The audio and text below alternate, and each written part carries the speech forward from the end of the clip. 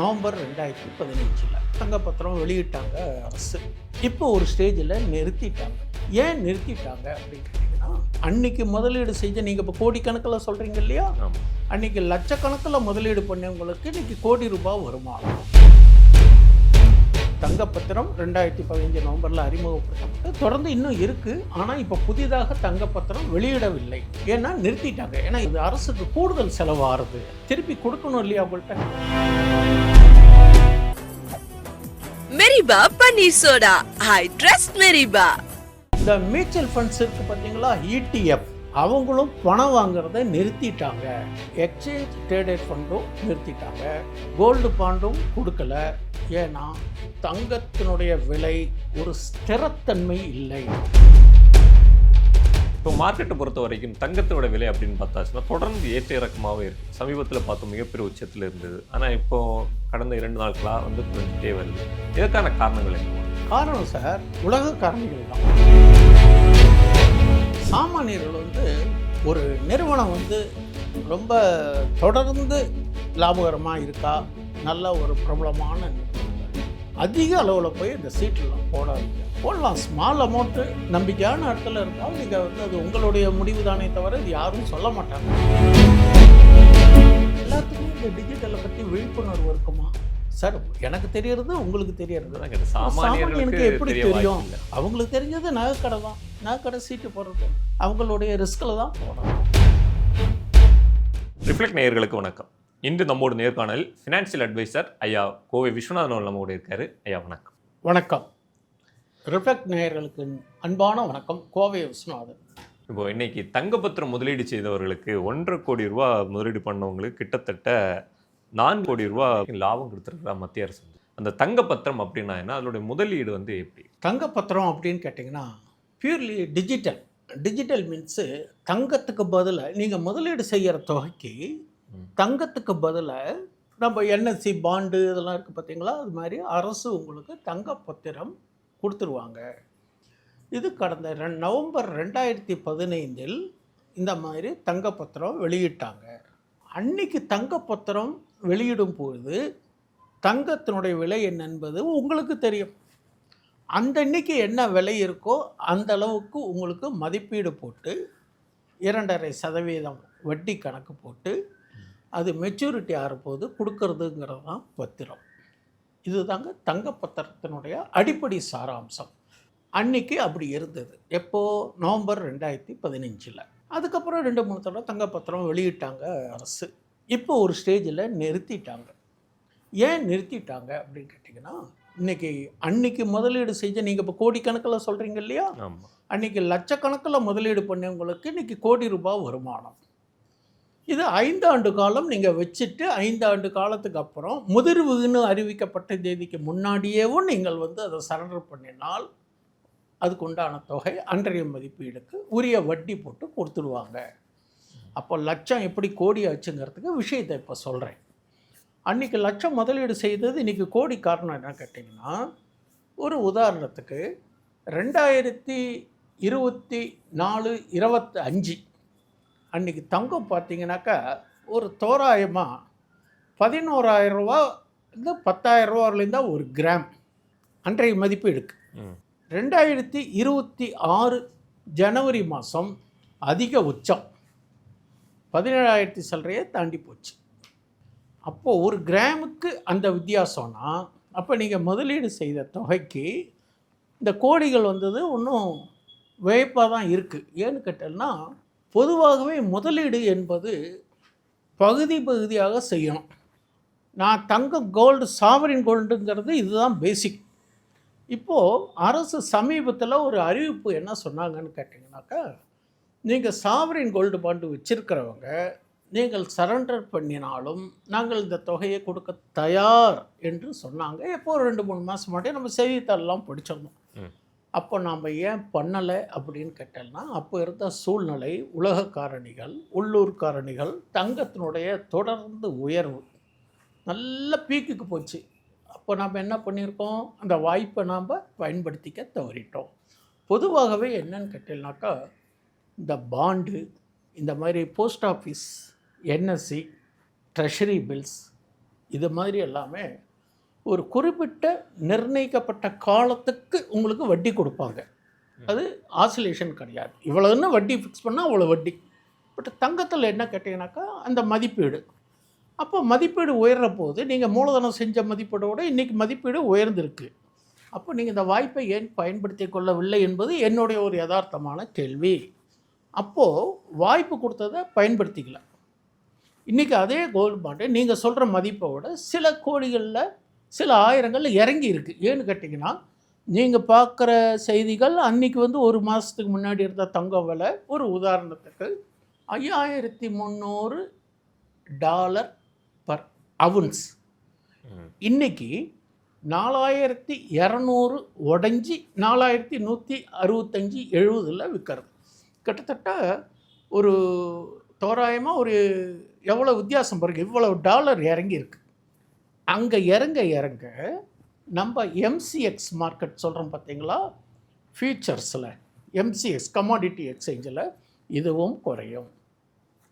இது குறைய என்னாகும், அந்த கோல்டு பாண்டு இருக்குது பார்த்தீங்களா, அது வட்டி குறையாது. அவங்க சொன்னப்பட்ட வட்டி கொடுப்பாங்க, ஆனால் வேல்யூ குறைஞ்சிருக்கும். சந்தை என்பது நீங்கள் முதலீட்டாளர்களாக இருந்தால் அதுக்கு தகுந்த பலனை அனுபவிச்சுக்கணும். கிரீடு இருக்கக்கூடாது. கொடுத்த வாய்ப்பை பயன்படுத்திக்கணும். அப்போது இந்த சில கோடிகள் வந்திருக்குங்கிறது ஒரு யதார்த்தமான உண்மை. தங்கப்பத்திரம் 2015 நவம்பரில் அறிமுகப்படுத்தப்பட்டு தொடர்ந்து இன்னும் இருக்குது. ஆனால் இப்போ புதிதாக தங்கப்பத்திரம் வெளியிடவில்லை. ஏன்னா நிறுத்திட்டாங்க. ஏன்னா இது வந்து ரொம்ப செலவு கூடாது, அரசுக்கு கூடுதல் செலவு ஆறுது. திருப்பி கொடுக்கணும் இல்லையா அவங்கள்ட்ட, அந்த மதிப்பீடுக்கு என்ன முகமதிப்பு போட்டு கொடுத்துருக்காங்களோ அதுக்கு கொடுக்கணும் இல்லையா, அப்போ அதுக்கு மாறி இருக்கும். இது ஒரு பக்கம். எல்லாமே ஒரு சைக்கிளிக் தான். இப்போது நம்மக்கிட்ட பணம் இருந்தால் எதில் இன்வெஸ்ட்மெண்ட் பண்ணுறோம்? Gold, bond, equity market. ஒன்றா டைரெக்டாக ஈக்விட்டி மார்க்கெட்டு விஷயம் தெரிஞ்சால் வைஸ் இன்வெஸ்டராக இருந்தால் அது பண்ணுவோம். இல்லை அப்படின்னா மியூச்சுவல் ஃபண்ட்ஸ். மியூச்சுவல் ஃபண்ட்ஸ்லேயும் இடிஎஃப்லாம் இருக்குது, எக்ஸ்சேஞ்ச் ட்ரேடட் ஃபண்டு. அதில் கோல்டு இருக்குது, சில்வர் இருக்குது, எல்லாம் இருக்குது. இப்போ இந்த கோல்டு சப்ஜெக்டில் பேசுகிற போது இப்போ சமீப காலமாக ஒரு 1 or 2 months நான் செய்திகள் படிச்சிருக்கேன். இந்த மியூச்சுவல் ஃபண்ட்ஸ் இருக்குது பார்த்தீங்களா, இடிஎஃப், அவங்களும் பணம் வாங்குறத நிறுத்திட்டாங்க. ஏன் நிறுத்திட்டாங்கன்னு கேட்டிங்கன்னா, டாப்பில் இருந்து சப்ளை ஜோன் கிரியேட் ஆகி டிஸ்ட்ரிபியூஷன் சொல்லுவாங்க. அப்போ விலை இறங்கிக்கிட்டே வந்துக்கிட்டே இருக்குது. அப்போது இதை ரெகுலேட் பண்ணுறதுக்காக அவங்களும் இப்போ சில நிறுவனங்கள், முன்னணி நிறுவனங்கள் நிறுத்திட்டாங்க. அப்போ எக்ஸ்சேஞ்ச் ட்ரேடட் ஃபண்டும் நிறுத்திட்டாங்க, கோல்டு பாண்டும் கொடுக்கல. ஏன்னா தங்கத்தினுடைய விலை ஒரு ஸ்திரத்தன்மை இல்லை. காரணம், கோல்டு பாண்டாக இருந்தாலும் சரி, இடிஎஃபாக இருந்தாலும் சரி, நீங்கள் எம்சிஎக்ஸ் மார்க்கெட்டாக இருந்தாலும் சரி, இல்லை நீங்கள் தனியாக போய் கோல்டு பீஸ் இது மாதிரி வாங்கியிருந்தாலும் பெரிய இன்றைக்கி ஆதாயம் இல்லை, கரெக்ஷன் மோடில் இருக்குங்கிறது தான் இப்போது யதார்த்தமான உண்மை. இப்போ இந்த கோல்டு பாண்ட் பொறுத்தவரைக்கும் இதுக்குடைய லாபம் எதை பொறுத்து வந்து நிர்ணயிக்கப்படுது? விலையை பொறுத்து தீர்மானிக்கப்படுகிறது. எப்படி? ஆமாம், தங்கத்தின் விலை உயர உயர உயர பத்திரங்கள் இருக்கக்கூடிய அந்த விலை வரும். ஆனால் அவங்க கொடுக்கக்கூடிய அந்த இன்ட்ரெஸ்ட்டு, அதுக்கு இன்ட்ரெஸ்ட் தருவாங்க இல்லையா, ஒரு ஜென்யூன் இன்ட்ரெஸ்ட்டு, அதுதான் ஃபிக்ஸடு. பட் தங்கத்தின் விலை அன்றைக்கி நீங்கள் என்ன தொகை போட்டிருந்தீங்க, அந்த தங்கத்துக்கு பதிலில் அந்த மதிப்பீடில் உங்கள் பேரில் தங்கம். இப்போ அது ஏறுற போது உங்களுக்கு கொடுத்து தானே ஆகணும். இதுதானே யதார்த்தமான உண்மை. அதனால் அந்த ரேஷியோக்கு தகுந்த மாதிரி இது உயர்ந்திருக்கு. இதுதான் ஒரு எளிமையான உதாரணம்.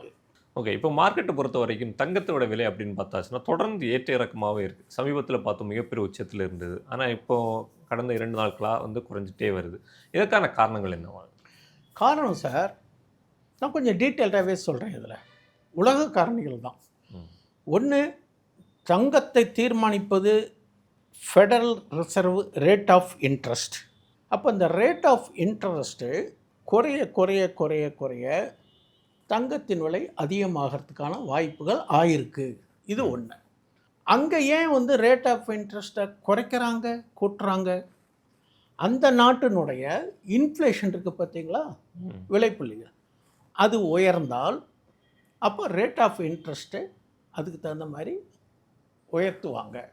விலைப்புள்ளிகள் குறைய குறைய குறைய ரேட் ஆஃப் இன்ட்ரெஸ்ட்டு அதுக்கு தகுந்த மாதிரி குறைப்பாங்க. நம்ம ஊரில் எப்படி இந்த ஜிடிபிலாம் சொல்கிற மாதிரி அவங்க ஒரு டேட்டா பேசிஸில் பண்ணுறாங்க.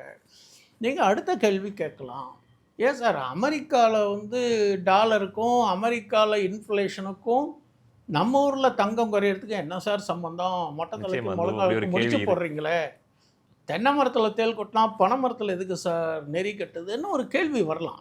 உலக அளவில் கரன்சியை on the basis of dollar, டாலருக்கு நிகரான ரூபாய் மதிப்பு, டாலருக்கு நிகரான எண் மதிப்பு, இப்படி தான் நம்ம சொல்கிறோமே தவிர, அப்போ டாலரை பேஸ் பண்ணி தான் எல்லா ஃபினான்ஷியல் பிளானிங். அப்படி இருக்கிற போது டாலருக்கு தகுந்த மாதிரி மாறுற போது அங்கே டாலர்னுடைய ஃப்ளக்சுவேஷன்ஸை தீர்மானிக்கிறது யார்? அங்கே இருக்கிற இன்ஃப்ளேஷன். அப்போ அதுக்கு தகுந்த மாதிரி வட்டி விகிதங்கள், அவங்க நம்ம ஊரில் ஆர்பிஐ இருக்கிற மாதிரி அங்கே ஃபெடரல் ரிசர்வ் இருக்குது, அதுக்கு தகுந்த மாதிரி வட்டி விகிதங்கள், இது மாதிரி ஒன்றுக்கு ஒன்று லிங்க் இருக்கிற போது இதையெல்லாம் தீர்மானிக்கிறது ஆயில் மார்க்கெட். இப்போ என்னன்னு கேட்டிங்கன்னா, டாலர் நான் பெரியவனா இல்லை ஆயில் நான் பெரியவனா? ஆயில் இல்லைன்னா எதுவுமே கிடையாது. கல்ஃபில் ஈரானில் பிரச்சனை நம்ம வீட்டு கிச்சனுக்கு பாதிக்குது. காரணம் அங்கே ஆயில் சப்ளை பிரச்சனை, வார் பிரச்சனை, போர்னால கேஸ் டிமாண்டு, அங்கே பிரச்சனை, அவங்களுக்குள்ள பிரச்சனைனாலும் நம்ம வீட்டுக்கு நம்ம இந்திய அரசு அதுக்கான முயற்சிகள் எடுத்துக்கிட்டு இருக்குது. இதே போர் சூழல் வந்து தங்க விலையேற்ற இறக்கத்துக்கு காரணமாக இருக்கு. கண்டிப்பாக சார், போர் சூழல் தான் தங்கத்துக்கு. ஏன் அப்படின்னு கேட்டிங்கன்னா, போர் சூழல்னால அந்தந்த நாட்டுடைய எக்கானமி பாதிக்கலாம். இப்போ நம்ம இந்தியாவில் பார்த்தீங்கன்னாக்கா வெளிநாட்டிலேருந்து இறக்குமதி செய்யக்கூடிய எண்ணெய் தான், அதை நம்ம ரீஃபைனரி பண்ணி பண்ணுறோம், கேஸ் வருது, அது மூலமாக தான் நம்ம அதுக்கான எக்ஸ்பென்சஸ்ஸு சில செலவுகள் ஆகுது. அது ஆகிறதுனால தான் நமக்கு வந்து ருப்பி வீழ்ச்சி அடைஞ்சிருக்கு. பாருங்க, ஒன்றுக்கு ஒன்று என்ன லிங்க்கு. அப்படி பார்க்குற போது நம்ம நார்மல் மேன் சாமானியனுடைய விலைவாசிகள் ஏறத்துக்கு காரணம் அந்த போர் தான் காரணம். இந்த கீரைக்கட்டில் இருந்து ஒரு டீ கடையில் வடை ஏறின கூட காரணம் என்ன கேட்டிங்கன்னா அந்த வார் தான் காரணம். ஏன்னா அங்கேருந்து வரக்கூடிய கேஸ், அங்கே வரக்கூடிய க்ரூடு, இதனுடைய செலவினங்கள், டிமாண்டு, எந்தெந்த இடத்துல டிமாண்ட் இருக்கோ, அது ஸ்டாக் மார்க்கெட்டாக இருக்கட்டும், ஆயிலாக இருக்கட்டும், கோல்டாக இருக்கட்டும், எங்கெங்கெல்லாம் டிமாண்டு இருக்கோ அங்கெல்லாம் ஏறுமுகம், எங்கெங்கெல்லாம் உபரி, தட் இஸ் சப்ளைன்னு சொல்கிறோம் பார்த்தீங்களா, அங்கே இறங்கு முகம். இதை நான் மார்க்கெட்டில் என்ன சொல்லுவேன்னு கேட்டிங்கன்னா சப்ளை அண்டு டிமாண்ட் ஒன்று. ரெண்டாவது அக்யூமுலேஷன், டிஸ்ட்ரிபியூஷன், இதுதான் எல்லா மார்க்கெட்டுக்கும் பேசிக். அப்போ பார்க்குற போது அங்கே பிரச்சனைங்கிற போது நம்ம விட்டு கிச்சன்லேயும் பாதிக்கிறது, கேஸ் விலை ஏறுறது, எல்லாமே அதனுடைய காஸ்ட் ப்ரொடக்ஷனுக்கு ஏறுறது, ஒரு லாரி வாடகையிலிருந்து எல்லாமே ஏறுறது, விலைவாசி ஏறுறது, இப்படியெல்லாம் ஏறும்போது ஜென்ரலாக முன்னெல்லாம் என்னன்னு கேட்டிங்கன்னா இதனால் இப்போ தங்கம் வந்து அவங்களுடைய கரன்சிக்கு கோல்டை ப்ரொவைட் பண்ணுறதுனால தங்கத்துக்கு டிமாண்டாக இருந்தது. இப்போ ஏன் இறங்கிருத்துங்கிற கேள்விக்கு பார்த்தீங்கன்னா ஹையர் லெவல் போச்சுனாலே எல்லாத்துலேயுமே ஒரு கரெக்ஷன் வரும். இப்போ correction mode. Okay, this is not a crash. Crash அப்படின்னா எதிர்பாராத காரணங்களால எதிர்பார்க்காத அளவுக்கு கீழே போகிறதுக்கு பேர் கிராஷ். லோவில் வாங்கி அதிக விலைக்கு போனோடனே அங்கே நடக்கக்கூடியது ப்ராஃபிட் புக்கிங். அப்போ ப்ராஃபிட் புக்கிங் எப்படி சார் தெரிஞ்சுக்கிறேன்னா டெக்னிக்கல் பர்சன் ஈஸியாக தெரிஞ்சுப்பாங்க. அதுக்கு நிறையா இண்டிகேட்டர்ஸ், அதுக்கு நிறையா டேட்டாஸ் இருக்குது. இதுலேயே பாருங்க, 100 ரூபாய்க்கு கோல்டு பீஸ் வாங்கினவங்க 132 ரூபாவில் விற்றவங்களாமும் இருக்காங்க. ஏன்னா அவங்களுக்கு தெரியும், அவங்க வந்து ஒரு இண்டிகேட்டரில் ஒரு RSI இண்டிகேட்டர்னு வச்சுக்கோங்களேன் டெக்னிக்கலாக, அதில் 30 32 வாங்கியிருந்தால் 80 போச்சுன்னா உச்சத்தில் இருக்குன்னு அவங்களுக்கு தெரியும். அப்போ அங்கே விலை வந்து இறங்கிறதுக்கு வாய்ப்புனா ப்ராஃபிட் புக் பண்ணியிருப்பாங்க. இப்போ அவங்களாம் பணத்தை வச்சுட்டு ரெடியாக இருந்து இப்போ மறுபடியும் வாங்கிறதுக்கு தயாரான வாய்ப்பு சந்தை கொடுக்கறது, ஏற்றம் இறக்கம் ரெண்டும் கொடுக்கறது. ஆனால் தங்கத்தை பொறுத்தவரையும் தங்கம் ஒரு முதலீடு அல்ல. நான் நிறையா வீடியோவில் சொல்லியிருக்கேன். இதுக்கு முன்னாடி நம்ம நிகழ்ச்சியிலேயே ஒரு வீடியோவில் தங்கம் வந்து ஒரு கரெக்ஷனுக்கு சான்சஸ் இருக்குது, கரெக்ஷன் 10 to 12% இறங்கணும். இதுக்கு முன்னே 2 வீடியோக்கு முன்னாடி நான் சொல்லியிருந்தேன். அந்த கரெக்ஷன் இப்போ வந்திருக்கு. இது பவுன்ஸ் ஆகிறதுக்கும் வாய்ப்புகள் இருக்குது. அதனால் குறைஞ்ச போது வாங்கிக்கலாம், அதிகமாக இருக்கிற போது விற்கணும்னு வர்த்தக ரீதியாக இருந்தால் பயன்படுத்திக்கலாம். ஓகே, இப்போ வந்து விலை குறைவு வந்திருக்கு, இந்த நேரத்தில் வந்து தங்கத்தில் முதலீடு பண்ணலாம்.